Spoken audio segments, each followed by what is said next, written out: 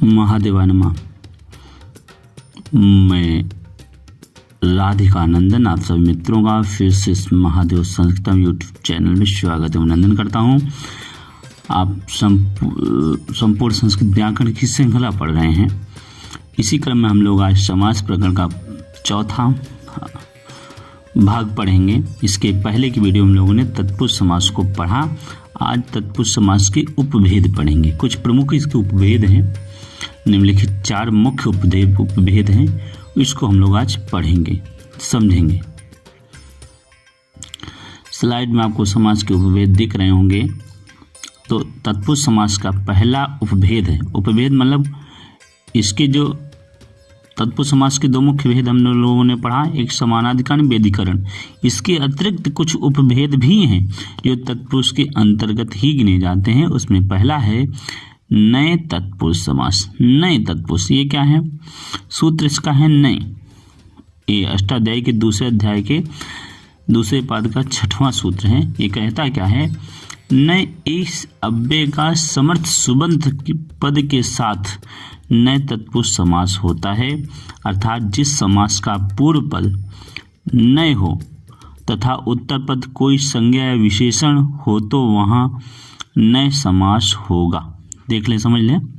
ये कहते हैं कि नए इस अव्यय पद का समर्थ सुबंध के साथ नए तत्पुरुष समास का विधान होता है, अर्थात जिस समास का पूर्व पद अर्थात पहले का पद नए हो और उत्तर पद कोई संज्ञा या विशेषण हो तो वहाँ नए समास होगा, नए तत्पुरुष समास होगा। एक तरफ क्या होना चाहिए? पूर्व पद नए होना चाहिए और बाद में संज्ञा या विशेषण होना चाहिए, तो वहाँ नए तत्पुरुष समास होगा। किस सूत्र से? तो नए सूत्र से। और इसको अच्छे समझेंगे हम लोग। ये देखिए, दूसरा पॉइंट इन्होंने ये बताते हैं, कहते हैं कि नए के बाद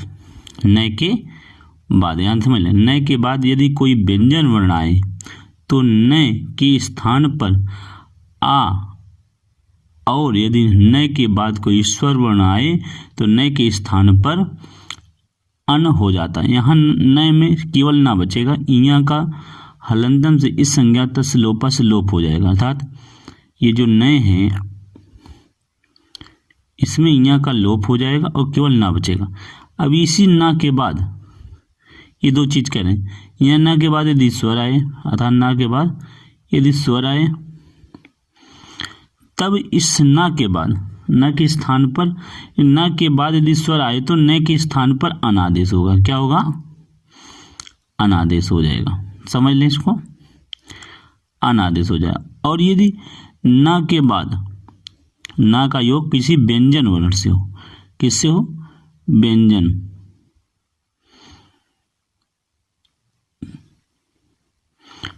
वर्ण से हो तो इस ना का क्या आदेश हो जाएगा? आ। मतलब ना का आ चेंज होगा यदि बाद में ना के बाद व्यंजन आए। यदि ना के बाद स्वर आए तो ना का क्या हो जाएगा? अन चेंज हो जाएगा। अब इसको उदाहरण के माध्यम से समझेंगे। देखिए, पहला उदाहरण है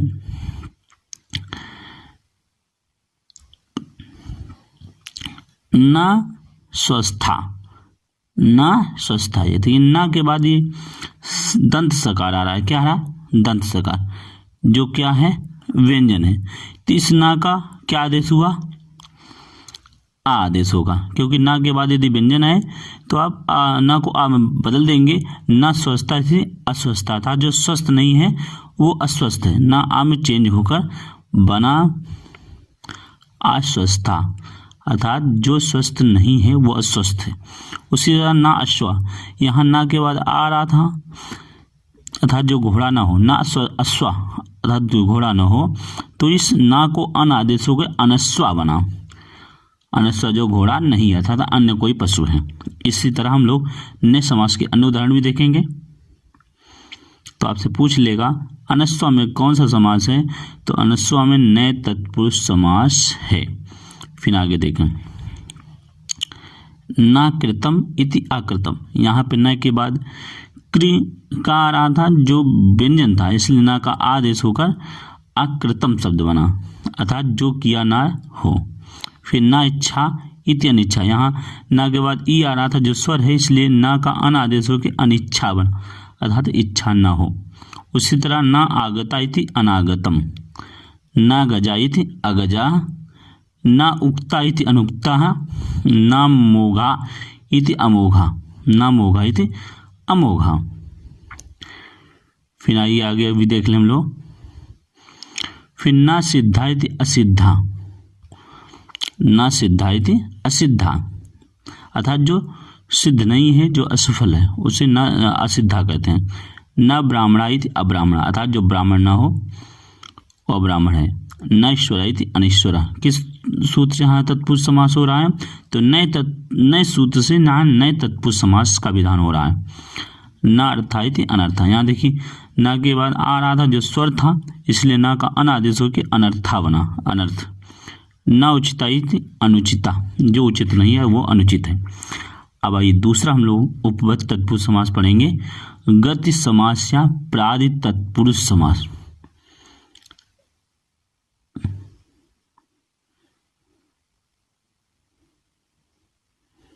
यहाँ देखें नए तत्पुरुष अथवा प्रादि तत्पुरुष समास, ये तत्पुरुष समास का दूसरा उपभेद है। ये क्या कहता है कि जिस तत्पुरुष समास के पूर्व में कु आदि शब्द, जिस तत्पुरुष समास के पूर्व में कु आदि शब्द, उरी आदि शब्द, गति संज्ञक शब्द, फिर प्रा आदि शब्द आए तो उनका समर्थ सुबंत के साथ नित्य गति या प्रादि तत्पुरुष समास होता है। इसको समझ लें हम लोग।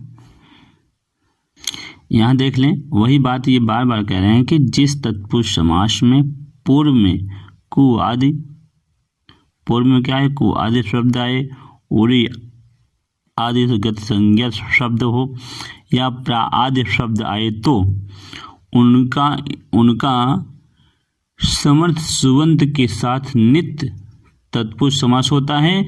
ऐसे समास को गति तत्पुरुष या प्रादि तत्पुरुष समास कहते हैं। उदाहरण के माध्यम से इसको और अच्छे समझेंगे। ये बस इतना कह रहे हैं कि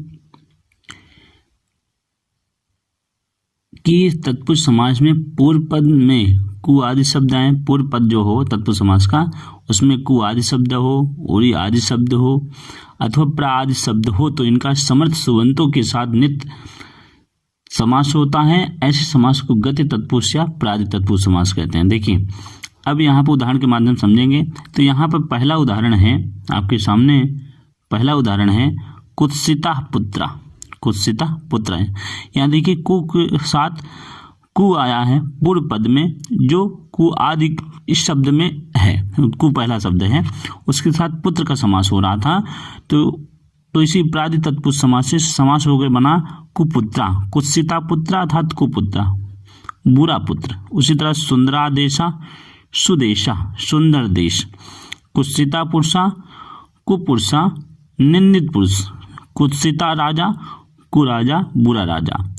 प्रगता आचार्य, प्राचार्य, श्रेष्ठ आचार्य अथवा श्रेष्ठ गुरु।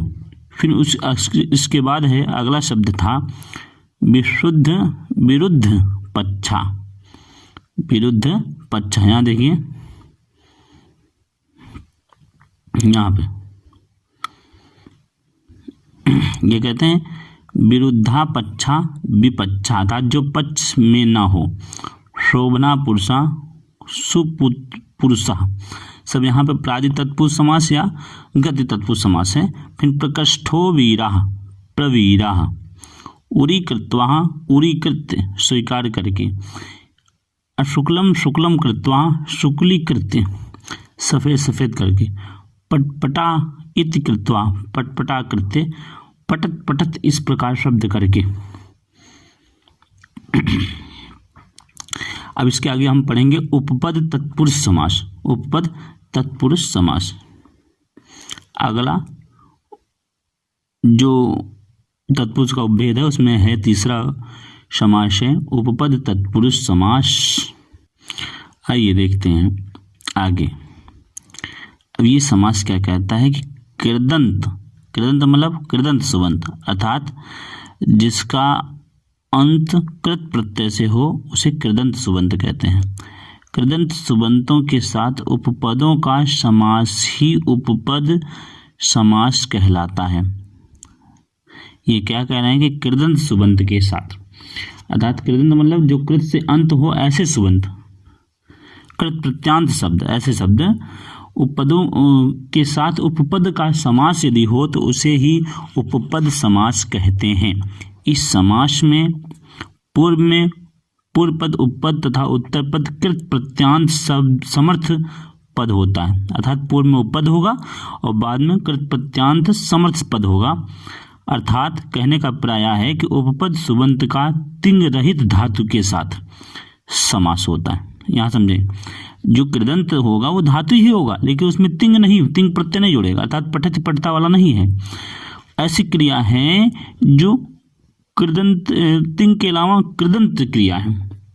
कहने का प्राय पहले उपपद होगा, ठीक है, बाद में तिंग रहित धातु होगी, तो वहां पर उसे ही उपपद तत्पुरुष समास कहते हैं। जैसे यहाँ पे कुंभम करोति थी है, तो कुंभम एक उपपद है, उसके बाद करोति ये क्रिया होना चाहिए, लेकिन यह है कि इसी क्रिया के स्थान पर कारा का शब्द है। क्या है? कारा। कुंभम करोति इति कुंभकारा। तो यहाँ पे जो कारा है, जो यहाँ पे ये शब्द देख ले, ये जो कारा शब्द है वो क्या है? वो तिंग रहित धातु है, तिंग रहित धातु है, उसका कुंभ पद के साथ समास होकर कुंभकारा बना, इसी को उपपद तत्पुरुष समास कहते हैं। उम्मीद है आपको समझ में आया होगा। अब आइए आगे को उदाहरण भी देख लेते हैं हम। धर्मम जयति इति धर्मज्ञ। यहाँ देखिए, आगे देखिए, धर्मम जयति इति धर्मज्ञ, यहाँ पे उपपद तत्पुरुष समास है। फिर सामम गायति इति सामगा। देखिए यहाँ पर सब जो गा है, जो गायति का वो बोध करा रहा है, तिंग प्रत्यांत धातु का बोध करा, लेकिन गा जो है, धर्मज्ञा, गा, ये सब तिंग रहित धातु है, इसलिए यहाँ पर उपपद तत्पुरुष समास है। जो साम के साथ, साम उपपद के साथ समास हुआ है। उसी तरह आसने तिष्ठति, आसनस्था, जो आसन पर बैठता है वो। फिर धनम ददाति इति धनदा, जो धन देता है। उसी तरह भारम हरति इति भारहारा, भार ढोने वाला कूली। दिनम करोति इति दिनकारा, सूर्य। श्रम करोति इति शंकरा। भिक्षाम चरति इति भिक्षाचरा, भिखारी। आगे देख लें हम लोग, ये यहाँ पे सब उपपद तत्पुरुष समास को उदाहरण हम लोग पढ़ रहे हैं। निशायाम चरती थी, निशाचरा, रात्रि में विचरण करने वाले को राक्षस या निशाचर कहते हैं। फिर है उर्सा गच्छति थी उर्गा, उर्सा गच्छति थी उर्गा, अर्थात छाती केवल चलने वाले सांप। विहायसा गच्छति इति विहगा, अर्थात आकाश मार्ग से जो चले वो पक्षी है। पंके जयति इति पंकजा, अर्थात जो पंक में, जो कीचड़ में पैदा है वो कमल है। फिर मर्म जानात इति मर्मज्ञा, अर्थात जो मर्म को जाने वो क्या है? मर्मज्ञ है, मर्मज्ञ है। आगे देखें,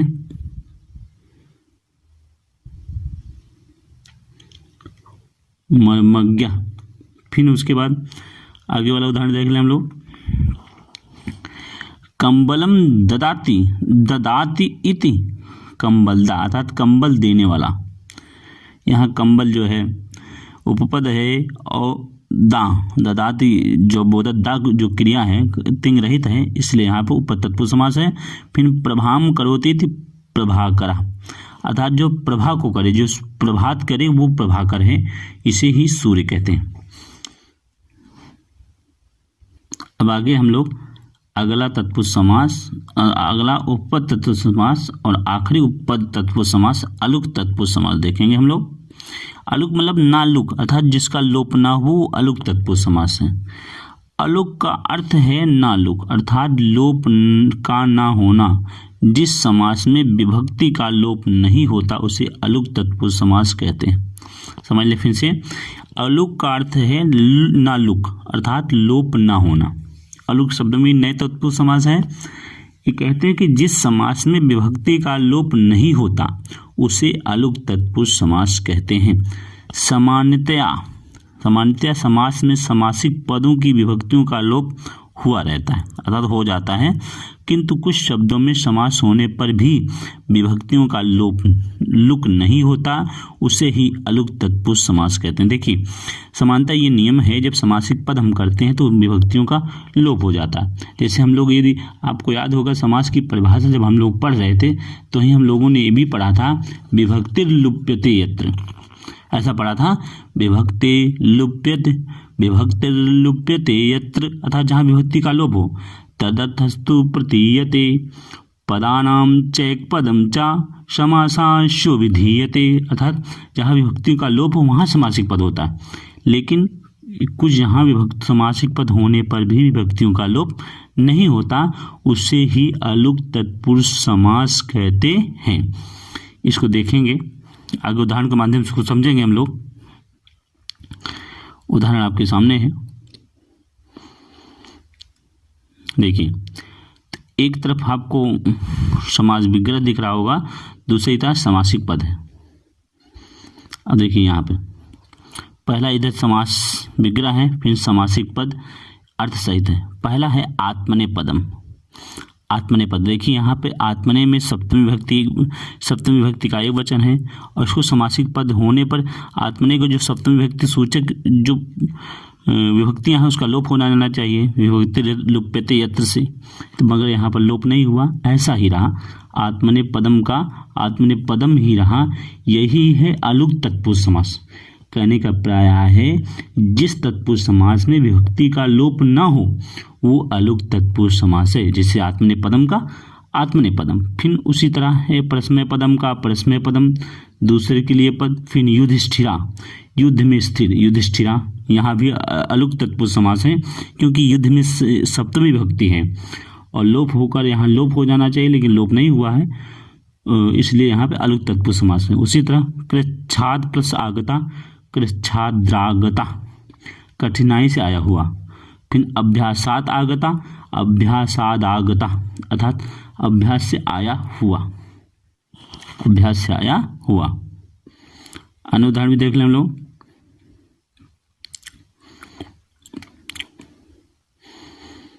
देखिए अन्य उदाहरण में सरसि जातम, सरसिजम, तालाब में उत्पन्न। फिर खे चरते, आकाश में विचरण करने वाला।